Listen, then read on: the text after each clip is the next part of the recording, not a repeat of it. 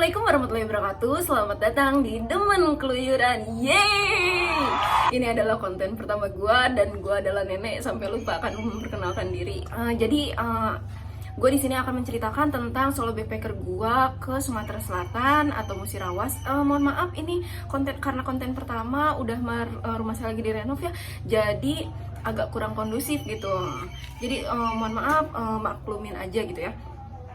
Dan kenapa gue bisa ke sana? Yang pertama itu karena gabut. Kenapa bisa gabut ya? Karena planning gue itu sebenarnya ke Semeru sama teman-teman gue, tapi karena PPKM ditutup, akhirnya gue kayaknya mending cabut kemana gitu ya. Akhirnya gue tanya ke bokap gue kan, punya gak sih saudara yang di pelosok atau di daerah Sumatera gitu. Akhirnya dia nyaranin, oh ada katanya.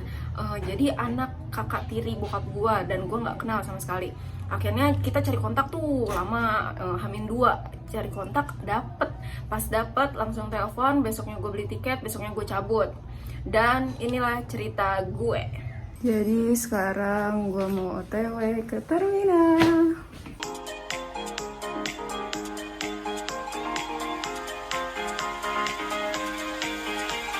Jadi ini gue udah sampai agen bus NPM di Baranang siang, cuman busnya belum datang. Padahal dari setengah 12 gue udah nunggu, tiba-tiba bis datang jam setengah 2, dan akhirnya kita mulai berjalan. Alhamdulillah selama perjalanan Merak Bakauni ini aman, lancar dan terkendali ya. Cuaca pun cerah, alhamdulillah didukung gitu kan. Sampailah di Pelabuhan Merak dan cukup antri sih ya. Cuman ini kita lagi masuk perjalanan menuju kapal.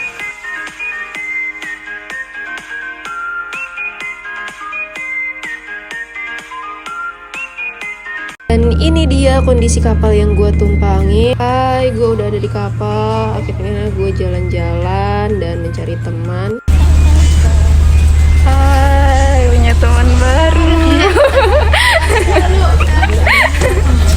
Jadi sekarang lagi keliling-keliling kapal di sini. Jadi ini kondisi kapal di saat malam hari, bener-bener dingin banget karena anginnya kenceng banget. Akhirnya gue masuk, ini dia kondisinya ramai, dan gue keluar lagi karena agak panas ya bun.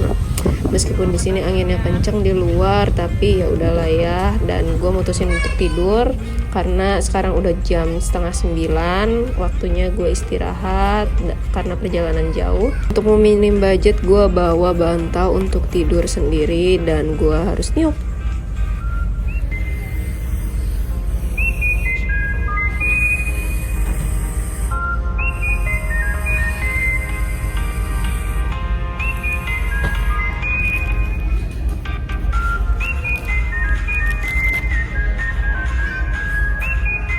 Akhirnya sampai di Pelabuhan Bakauni Lampung, yang dimana kita harus turun untuk menuju bis lagi, dan akhirnya sampailah di bis. Dan akhirnya kita keluar kapal untuk melanjutkan perjalanan selanjutnya. Dan waktu sudah menunjukkan sekitar pukul jam 10-an. Akhirnya bus jalan keluar dari pelabuhan dan tiba-tiba mogok. Gue udah seujon sih ya. Kayaknya ini supirnya tidur, ternyata mogok. Akhirnya gue turun dan gue tanya, kenapa Pak ini Pak?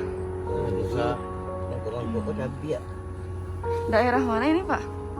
Daerah Bengkalang.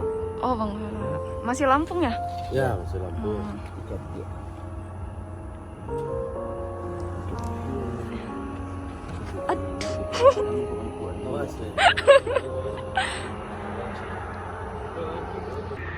Balik lagi.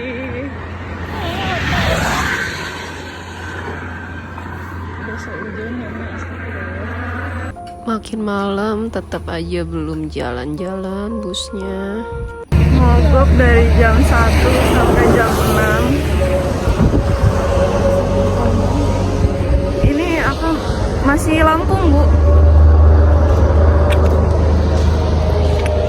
Gua anehnya si bus ini itu nggak mau ngehubungin agennya atau atasannya, dan so ide minta bantuan udah mau hujan, berhenti minta bantuan, dan hasilnya nihil. Karena gabut akhirnya gue jadi main sama anak-anak, karena ya kasihan juga ya kan, ada yang nangis, kecapean, kelaparan, kepanasan, semuanya dah di sini sudah tertampung.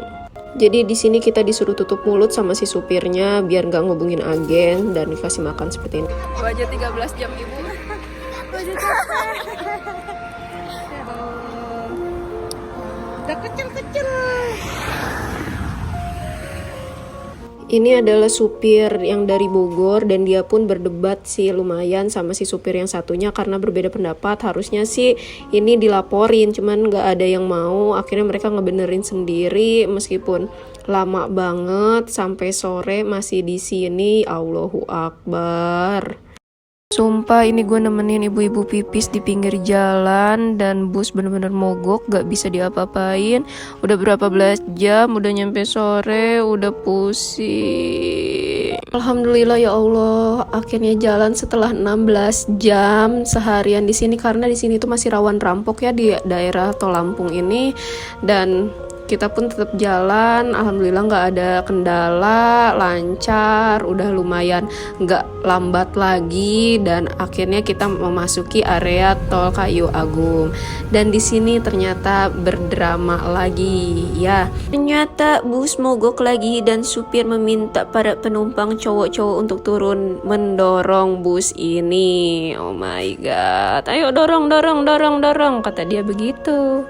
Alhamdulillahnya bus jalan lagi meskipun harus didorong dulu baru bisa jalan ya. Dan akhirnya kita melanjutkan perjalanan dan mogok lagi. Akhirnya kita ke tukang empe-empe aja di sini sambil jajan-jajan dan mengobrol-ngobrol ria dibanding menunggu di dalam bus yang mogok ya. Jadi pipis di sini harus dijagain.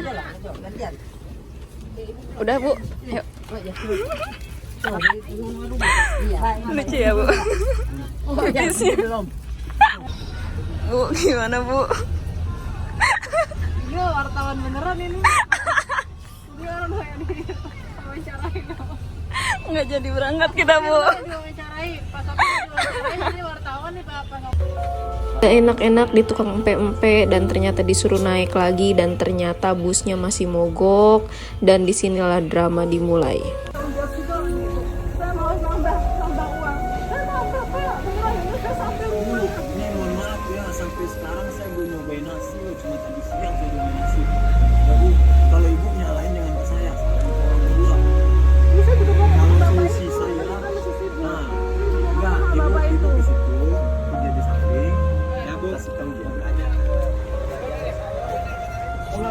Meskipun sudah drama, tapi tetap aja kita nggak ada yang mau ngalah di sini. Akhirnya bus lanjut jalan, alhamdulillahnya katanya udah lancar dan ternyata tadi itu kuplingnya yang rusak. Ya kita gimana nggak deg-degan gitu ya kalau kuplingnya rusak gitu kan. Dan tiba-tiba berhenti lagi di rumah makan Padang di Indralaya ini. Dan anehnya si supir bus malah bilang kayak begini. Kakak mau pindah, mobil ada.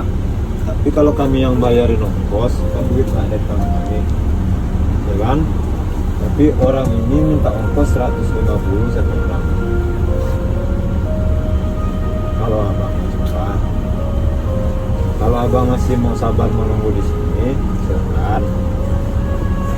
Maaf ya bang, saya keputusan di mobil ini nggak ada. Yang ada keputusan ketua besar kita ini sama ketua besar itu.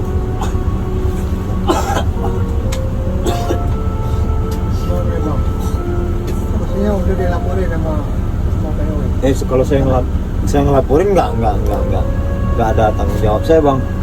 Saya nggak ada hak buat ngelaporin. Nanti kalau saya ngelaporin nanti saya kesalahan. Kalau abang mau komplain gimana saya?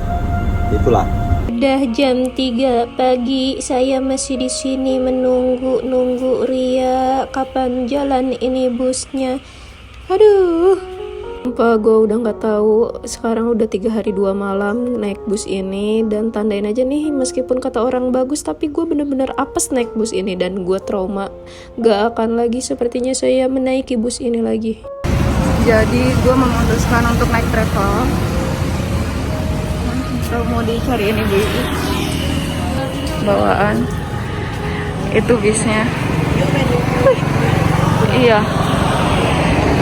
Dadah Ibu, makasih. Dadah. Hey, jadi udah di travel. Perjalanan Indralaya Kota Palembang dimulai.